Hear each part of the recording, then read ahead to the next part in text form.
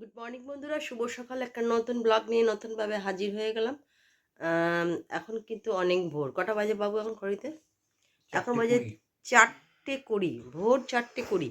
কারণ ছেলে বাবা দুজনে একটু বেরোবে সকাল সকাল। তার জন্যে বলো।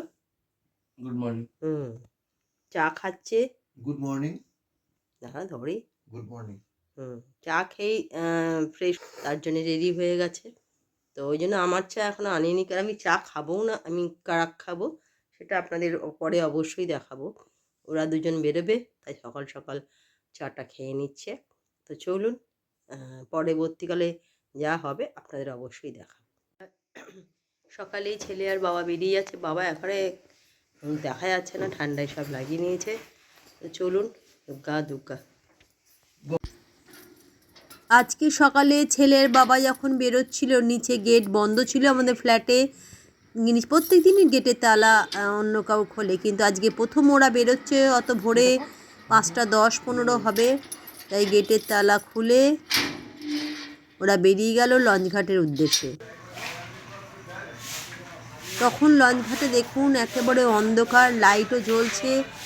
সকালবেলা যারা যারা নিজেদের ব্যস্ত জীবনে, মানে কাজের জীবনে যান, যে যার নিজের প্রয়োজনে যান, তারাই লঞ্চঘাটে এসে উপস্থিত। তখন খুব একটা ভিড় নেই। দেখছেন বেশ সকালে ঠান্ডা, কেউ কেউ মাফলার, সোয়েটার, যে যার মতন ঠান্ডা, কেন লঞ্চের হাওয়া লাগার থেকে যে যার প্রিকশন নিয়ে এগিয়ে যাচ্ছে।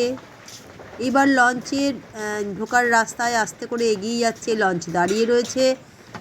সকালবেলা অনেক মানুষ তাদের নিত্য প্রয়োজনের জন্য বেরিয়ে পড়েছে।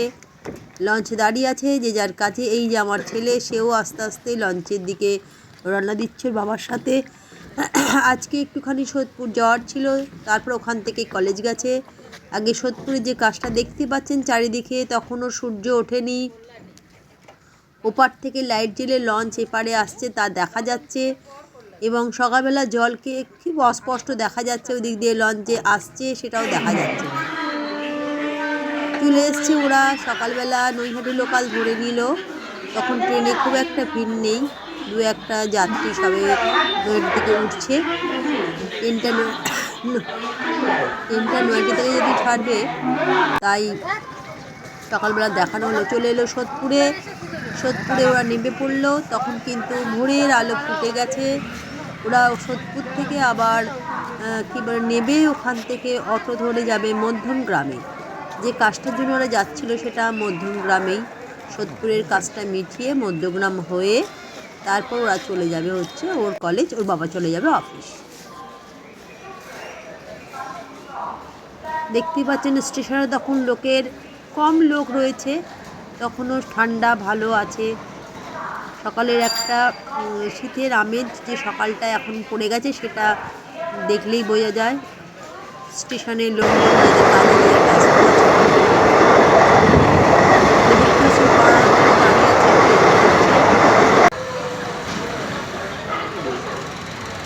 এইবার ওরা টোটো করে যাবে মধ্যমগ্রাম, কেন সোদপুরের কাজ মিটিয়ে নিয়েছে।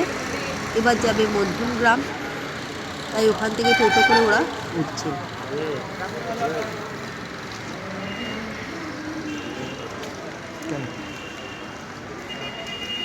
মধ্যমগ্রামে যখন চলে এসছে, সকালবেলা দেখছেন দোকানপাট সব বন্ধ। দেখতেই পাচ্ছেন দু একটা লোক যে যার নিজের কাজে ব্যস্ত। চলে এলাম দুপুরের লাঞ্চ নিয়ে। ওর বাবা ছেলে তো সকালেই বেরিয়ে গেছে। জলখাবারে আমি মুড়ি আর তরকারি খেয়ে নিয়েছিলাম, তবে ছেলে ফিরছে, দেরি হবে। তাহলে ওর জন্য করে রেখেছি যেটা, সেটা হচ্ছে ভাত করেছি, এখানে একটুখানি কি বলে বাঁধাকপি করেছি, আর এটা হচ্ছে পোস্ত, ডাল, আলু ভাজা ছেলের জন্য, ডিম ভাজা, পটল ভাজা আর উচ্ছে ভাজা। একটু ভাজা ভাজা খেতে ইচ্ছা করছে, বড্ড মুখটা বেস্বাদ। এই দিয়ে আমার আবার ছেলের হয়ে যাবে। চলুন দুপুরে লাঞ্চটা দেখিয়ে এলাম, এবার আপনাদের আবার পরে দেখা হচ্ছে। চলে এলাম বিকেল বলবো না, সন্ধে বাজে, এখন 7টা বাজে। তো 7টার ক্ষেত্রে যেটা হচ্ছে, ছেলেটা আজকে কলেজে একটু দেরি করে ফিরেছে, ওর বাবাও একটু আগেই ফিরেছে। আর গুড ইভিনিং। হ্যাঁ, তারপরে যেটা নিয়ে আমি এলেই হয়। হ্যাঁ, যেটা না নিয়ে মানে অফিস থেকে ফিরেছে, আনতে তো হবেই। 3 কাপ চাই নিয়ে এসেছি, 1 কাপ চা নিয়ে নিলাম। হ্যাঁ, চিনি ছাড়া 2 কাপ চিনি দেওয়া, কারণ তো বসে যেতে হবে, তার জন্য চাটা খেয়ে নিই। এখনও ওদের একটু দেরিতে আসতে বলেছিলাম আজকে। তো চলুন চাটা খেয়ে নিই, তারপর আপনাদের সঙ্গে পরে আবার কথা হবে। সন্ধেবেলা একটু নিয়ে চলে এলাম ঘরে, একটু করে এই যে আলুর বড়া আর মুড়ি, এই যে একটুখানি সবাই মিলে জল খাবার খাবে, উঠে বসো পড়তে বসার আগে। তো চলুন ওরা একটু আলুর বড়া মুড়িটা খেয়ে নিই, তারপরে দেখা করছি। বন্ধুরা, আজকে সকালে অনেক সকালে উঠতে হয়েছে, কারণ আজকে ছেলে বাবা মোটামুটি তখন বেরিয়েছে 5:15 বাড়ি থেকে বেরিয়েছে, মানে 4টে আমাকে উঠতে হয়েছিল। ওরা দুজনেই বেরিয়েছিল, তারপর ফিরেছে একটু সন্ধে করে ফিরেছে ছেলে, তারপর ওখান থেকে কলেজ করে ফিরেছে। তো ফিরে ওর বাবা ওখান থেকে অফিসের কাজ মিটিয়ে এসছে।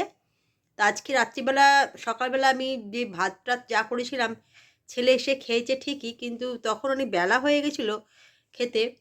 তো আর যেটা বলার জন্য যে আজকে রাত্রিবেলা শুধুমাত্র গরম গরম ভাত করেছি, আলু ভাতে করেছি আর ডিম ভাতে গরম গরম ঘি দিয়ে, হ্যাঁ গোবিন্দভোগের চালের ভাত করেছি। কিন্তু আজকে রোজ রোজ একঘেয়ে ওই গরম গরম করেই একেবারে সাপ করে সবাইকে দিয়ে দিয়েছি।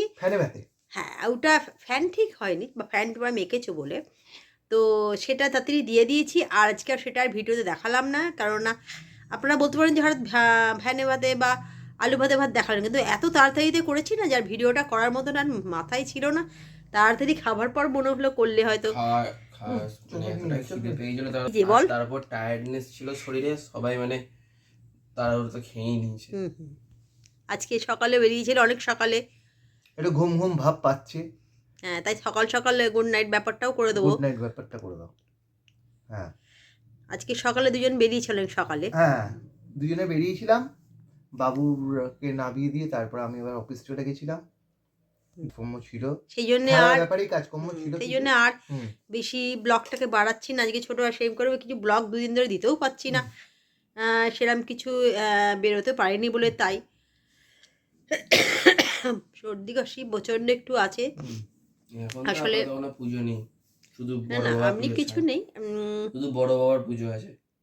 বড় বাবু যিশু ডিসেম্বরে, ও ডিসেম্বরে ক্রিসমাস। তো চলুন, সামনে পরীক্ষা, ছেলে মেয়েরা স্টুডেন্টরা মূলদমে পড়াশোনা করছে। আমার ছেলেরও পরীক্ষা, সেও পড়াশোনা, এখন ওই ছাড়া আর কিছু হবে না। এই মুহূর্তে কোনো জায়গায় যাওয়া নেই বা আসা নেই। মাঝে ডিসেম্বর মাসে হ্যাঁ ঘরোয়া মুখের ছবি দেবে, হ্যাঁ ঘরের মুখে প্রত্যেক দিনটা ডেলি ব্লগটা দেওয়ার চেষ্টা করব।